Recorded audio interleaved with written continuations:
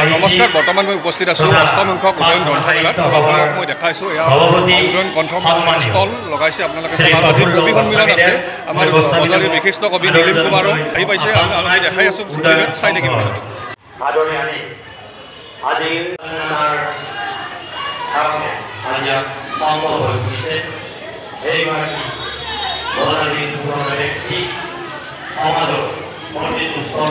আৰু অষ্টম সংখ্যক উদয়ন গ্ৰন্থমেলাৰ এয়া আপোনালোকে দেখিছে কণ কণ ছাত্ৰ ছাত্ৰীসকলো ইয়াত উপস্থিত হৈছে আৰু বিভিন্ন ষ্টলত আপোনালোকে দেখিছে ভিৰ কৰা পৰিলক্ষিত হৈছে ইয়াত আৰু বহুসংখ্যক ষ্টল ইয়াত আহি উপস্থিত হৈছে আপোনালোকে চাওক ৰামধেনু আছে এয়া শিৱাংগ আছে আৰু আছে এয়া ৰেখা প্ৰকাশন আছে বৰ্ণ আছে এয়া আৰু মন্দিৰ কি মন্দিৰ আছে বিদ্যা মন্দিৰ আছে আৰু মই দেখাই আছোঁ আপোনালোকক চাই থাকিব ভিডিঅ'টো আৰু কবি সন্মিলন আৰম্ভ হ'ব লৈছে ইয়াত কবি সন্মিলন আৰম্ভ হ'ব আপোনালোকে চাওক গ্ৰন্থবাৰ্তা প্ৰকাশনৰ তৰফৰ পৰা ইয়াত হৈছে আৰু মই ইয়াত দেখাইছোঁ আপোনালোকক কবি সন্মিলন আৰম্ভ হ'ব এতিয়া অনুষ্ঠানৰ সঞ্চালক হিচাপে উপস্থিত হৈছেহি তেখেতক সংঘৰ অষ্টম উদয়ন গ্ৰন্থমেলাৰ যুটীয়া সম্পাদক সুভাষ ৰয় আৰু যুটীয়া সম্পাদক যোগীৰাজ কাকতি লগতে মজামিল হকক এখন গামোচা এটি জাপি আৰু স্মাৰকেৰে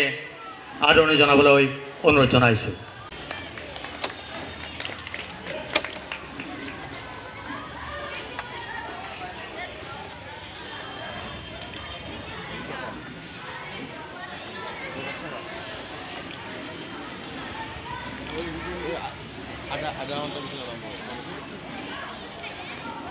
আমি কান্তেশ্বৰ কাকতিদেৱৰ সহধৰ্মিনী শকুন্তলা কাকতি মহাশয়া এখন গামোচা আৰু এটি স্মাৰকেৰে আদৰণি জনাবলৈ মই সংঘৰ সাহিত্য সম্পাদক জিন্তুল তালুকাৰক আহ্বান জনাইছোঁ সাহিত্য সম্পাদক আৰু মজামিল হক চৌধুৰী সংঘৰ সদস্য আমি আদৰণি জনাম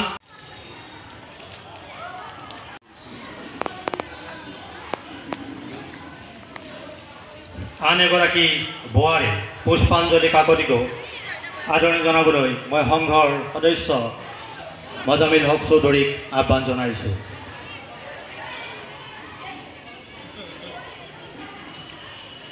প্ৰয়াত কান্তেশ্বৰ সম্পাদক অষ্টম উদয়ন গ্ৰন্থমেলা কাকতিদেৱৰ সুযোগ্য সন্তান আহ্বান জনাইছোঁ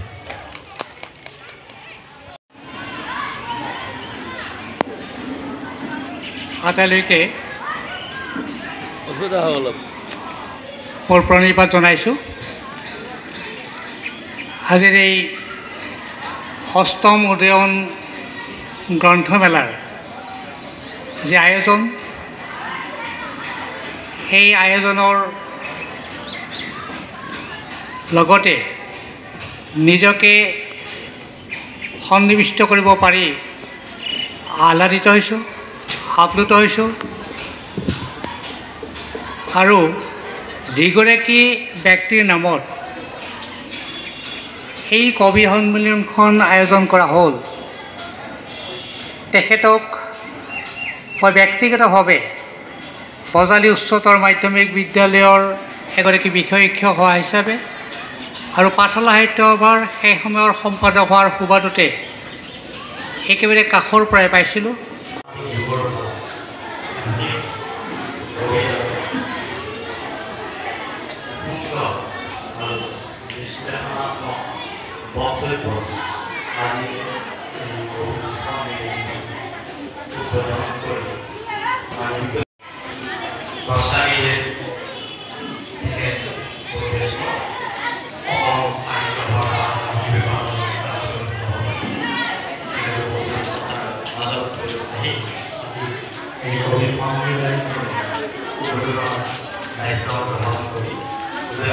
কিতাপ কিনছা না নাই হা চাই আছা কাৰ কিতাপ চাই আছা কোন লিখক ৰামায়ণৰ সাধু তুমি কি চাইছা লাচিত বৰফুকন কোন আছিল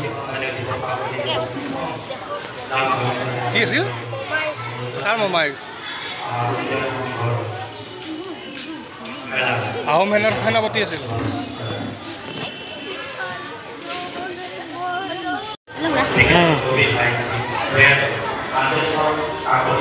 আৰু আপোনালোকে চাওক ইয়াত বহুত কিতাপৰ প্ৰয়োভৰ ঘটিছে। ইয়াত গ্ৰন্থমেলা, পাঠশালাত গ্ৰন্থমেলা, এয়া অষ্টম সংখ্যক উদয়ন গ্ৰন্থমেলা এয়া চলি আছে। আৰু ইয়াত কণ কণ ছাত্ৰ ছাত্ৰীসকলেও ইয়াত ভিৰ কৰিছে।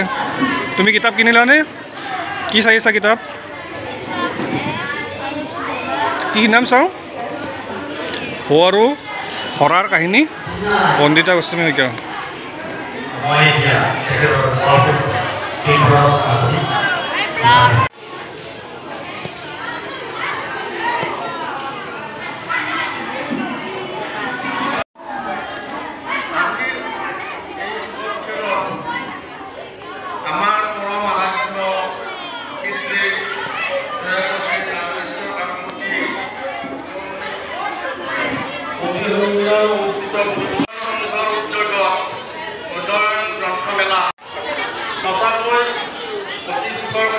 সংযুক্ত হৈ আছোঁ আৰু বিগত ডিচেম্বৰ মাহৰ পৰাই আমি ভোটাৰ সজাগতাৰ কাৰ্যক্ৰম আমি কৰি আহিছোঁ। আৰু আমাৰ নিজাকৈ বজালী জিলাৰ ওমেন আইকন, ডিষ্ট্ৰিক্ট আইকন আৰু ইউথ আইকন আছে। তো আজি আমাৰ এই সভাত আমাৰ ওমেন আইকন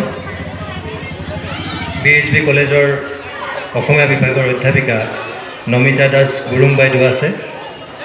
যিহেতু আজি আমাৰ ইয়াত কবি চলাই যাব, ইয়ে একমাত্ৰ জাতীয় জীৱন বা জনজীৱনৰ বিকাশৰ মাপকাঠি হ'ব।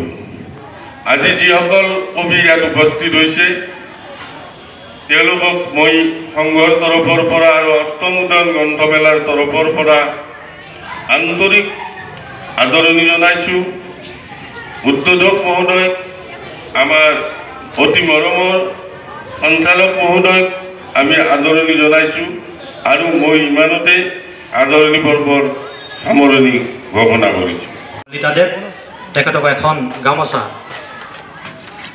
আৰু এখন স্মৃতিগ্ৰন্থৰে আদৰণি জনাবলৈ অনুৰোধ জনাইছোঁ। অনুপ তালুকদাৰ, আপুনি মঞ্চত আহি সহায় কৰক। শ্ৰীযুত অলক আকাশ তেখেতক এখন গামোচা, বিশিষ্ট কবি তেখেতক এখন গামোচা আৰু এখন স্মৃতিগ্ৰন্থৰে আদৰণি, এখন গামোচা।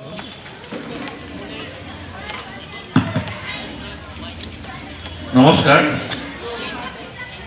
কথা নকওঁ কাৰণ ইমান ৰ'দত কাৰো কথা শুনিবৰ মন নাই, কথা কেতিয়াও কাণত নোসোমায়, কাণেৰে সোমালেও এইটো ওলাই যাব। গতিকে আমি কবিতা শুনো, কবিতা আমি কিমান মন দি শুনিব পাৰোঁ তাকেই আমি চাওঁ। গতিকে কথা যদি পিছত সময় থাকে অলপমান কথা কম, আৰু কবিতাৰ সভাত কথা কমকৈয়ে ভাল, কাৰণ নীৰৱতা নিজেই এটা কবিতা। গতিকে মই কবিতা পাঠৰ অনুষ্ঠানতে গুচি যাওঁ, সময় বহুত পলম হৈছে। অতিথি কবি আছে শ্ৰীযুত দীপ দাস। দীপ দাসক কবিতা পঢ়িবলৈ অনুৰোধ জনাইছোঁ। আৰু কবিতা পঢ়োঁতে যাতে কোনো ধৰণৰ সম্বোধন নালাগে, আমি কবিতা শুনিলেই হ'ল, সম্বোধন কৰোঁতে বহুত সময় গুচি যায়।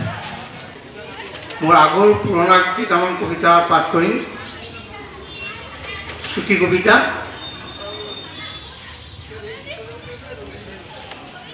প্ৰয়াত কান্তেশ্বৰ কাকতিদেৱলৈ শ্ৰদ্ধাৰ্ঘ্যৰে মই এই কবিতাটি লিখিছিলোঁ। শব্দৰ খেতিয়ক। বেলিত যোৱাৰ বাটেৰে গ'লগৈ শব্দৰ খেতিয়কজন। জীৱন কৰ্ষণ কৰি সোণালী শব্দৰ বীজ পথাৰ কৰিছিল কবিতাৰ উজ্জ্বল স্তৱকেৰে। এতিয়া নাই, কিন্তু ভঁৰালত আতন্তকাৰীকৈ তুলি থোৱা সোণগুটিবোৰে তেওঁৰেই গান গায়।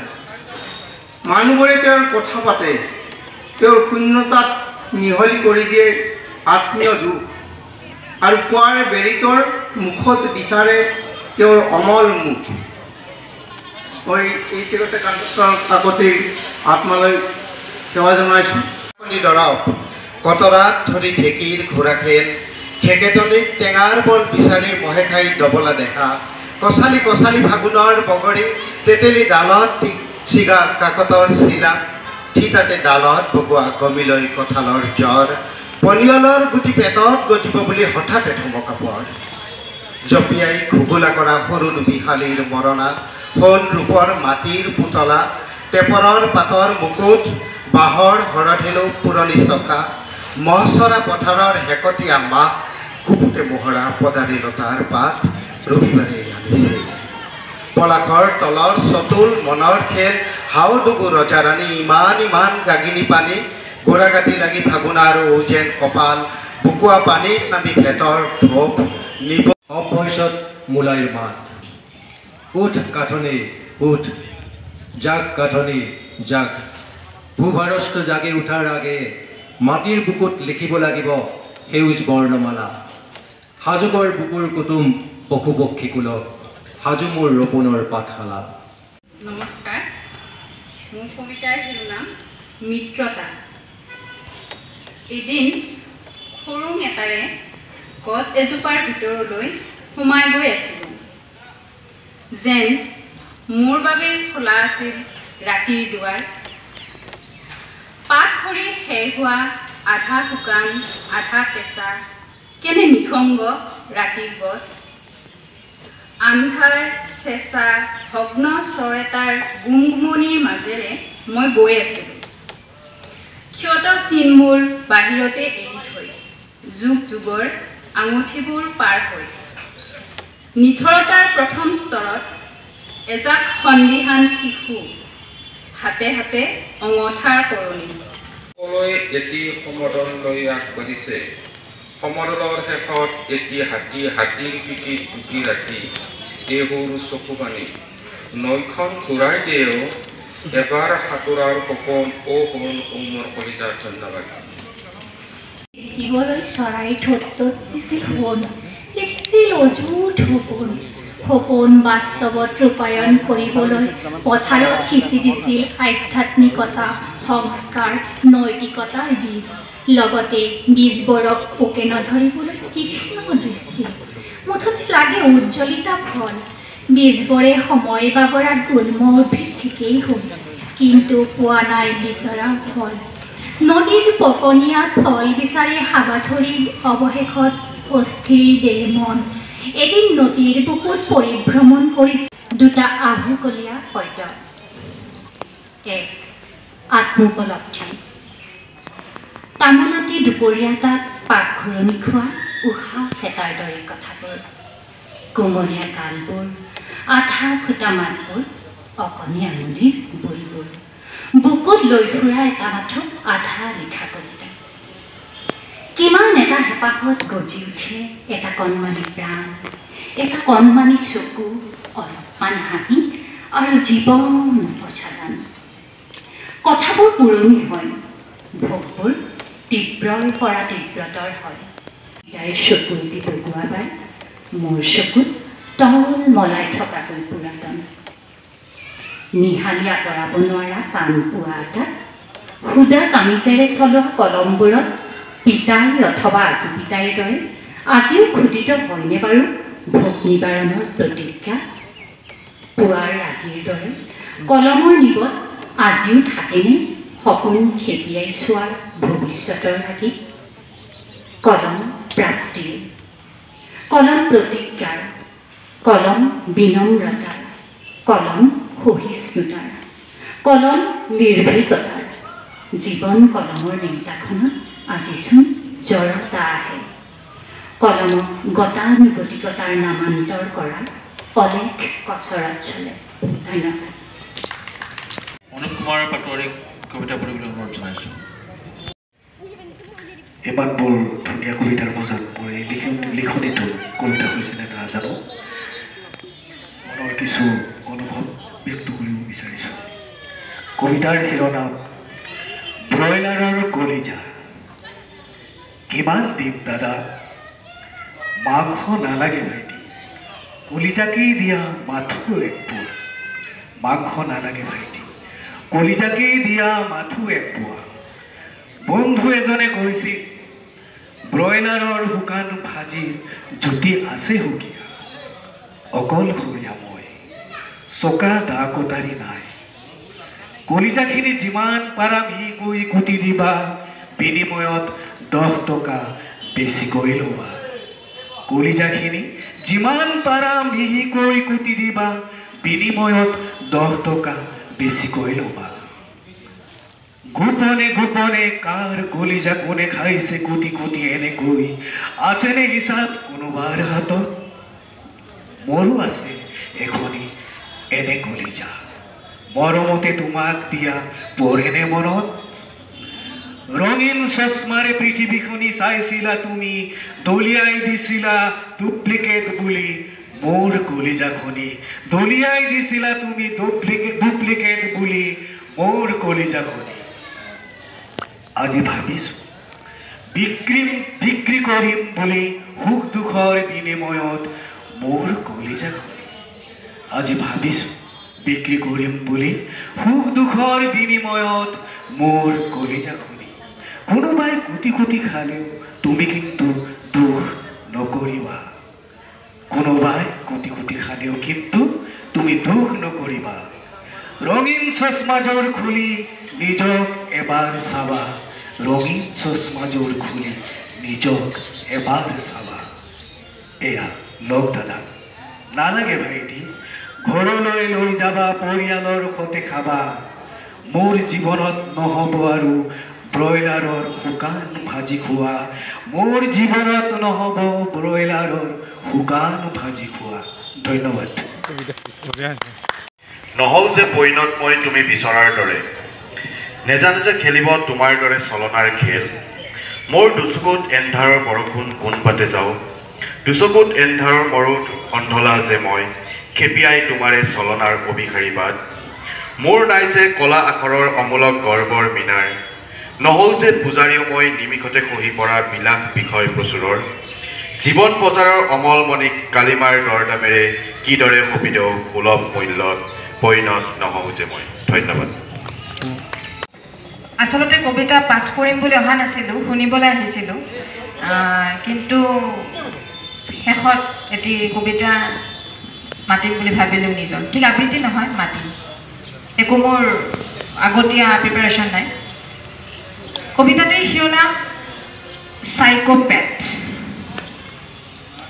মই সুস্থ মস্তিষ্কৰ সংজ্ঞা নাজানি, বুজিবলৈ কোনোকালে চেষ্টাও কৰা নাই বোধ কৰোঁ। তাৰ পিছতো মই ব্যতিক্ৰম, লেলিহান কথাৰ সোঁতত কিম্বা ৰঙা কলিজা চেপি খুন্দি অনৰ্থক হাঁহিৰ অৰ্থ নিৰ্ধাৰণত। মই হেনো গজা পাখি ছিগি ৰং চোৱা বিকল হৃৎপিণ্ড, কাণ পাতি শুনিলে বুজিব পৰাকৈ ইয়াৰ গতিৰ অনুভৱবোৰ মোৰ পয়া লগা স্মৃতিয়ে চাগৈ ঢুকি নাপায়।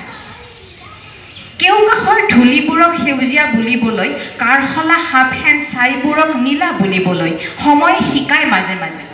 জানে, ৰংবোৰ চিনি পাবলৈ মোৰ সময় লাগে।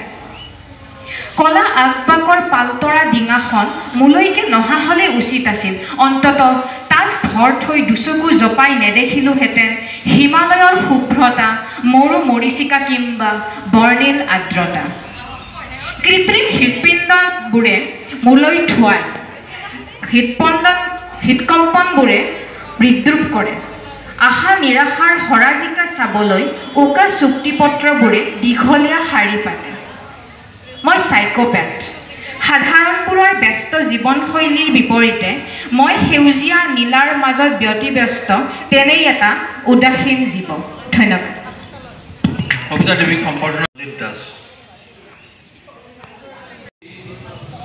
গ্ৰন্থবাৰ্তা প্ৰকাশনত বহি আছে, তেওঁ দূৰৰ পৰা কবিতা শুনি আছে। তেওঁকো কবিতা পাঠ কৰিবলৈ অনুৰোধ জনাইছোঁ। তেওঁ যদি আহে হিৰণ্য লয়, হিৰণ্যলৈ অহা নাছিলোঁ, বন্ধু হিৰণ্য লয় আৰু জানবৰলৈ দুয়োজনকে মাত লগাব আহিছিলোঁ। তথাপি কবিতা এটা পাঠ কৰিছোঁ। থৰ্ণডাইকৰ মেকুৰীটো। থৰ্ণডাইকৰ মেকুৰীটোৱে পহৰা দিব পৰা নাই ৰাতিবোৰক।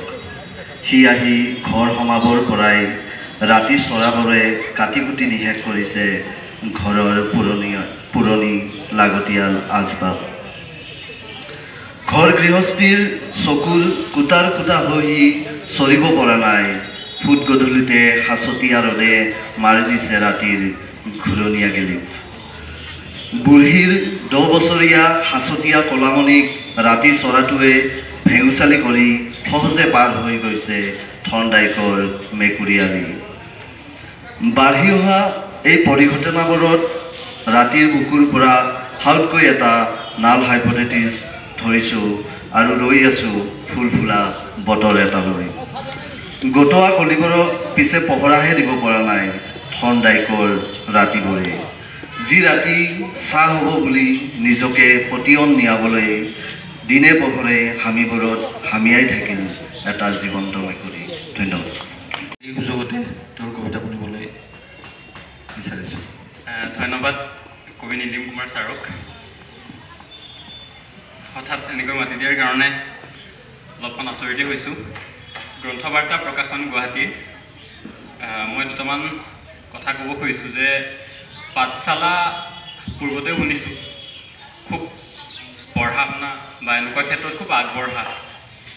সেইকাৰণে আমি প্ৰথমবাৰৰ কাৰণে গ্ৰন্থমেলাখন কৰিবলৈ আহিছিলোঁ আৰু এই ক্ষেত্ৰত আমি যিদৰে সহযোগিতা পাব লাগিছিলে সেইদৰে গ্ৰন্থ বিক্ৰেতা আৰু প্ৰকাশকসকলে পোৱা নাই। আৰু তাৰ উদাহৰণ এই কাষৰ যিখন বুক গ্ৰন্থমেলা গ্ৰন্থ বিপণী, 2টা দিন এয়া কৰি সিহঁতে উঠি গৈছে।